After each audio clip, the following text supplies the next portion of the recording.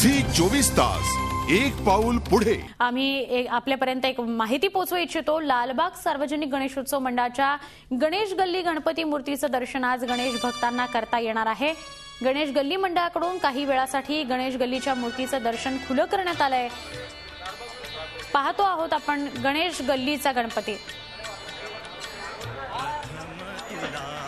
गणेश गल्लीचा गणपती दर्शनासाठी खुला करण्यात आलेला यंदाचं 85वं वर्ष आहे गणेश गल्लीचं।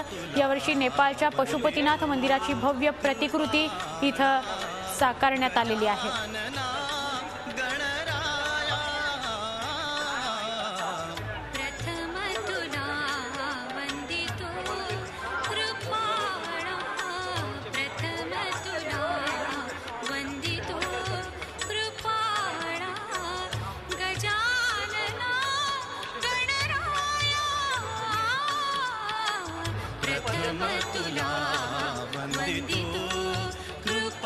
झी 24 तास एक पाऊल पुढे।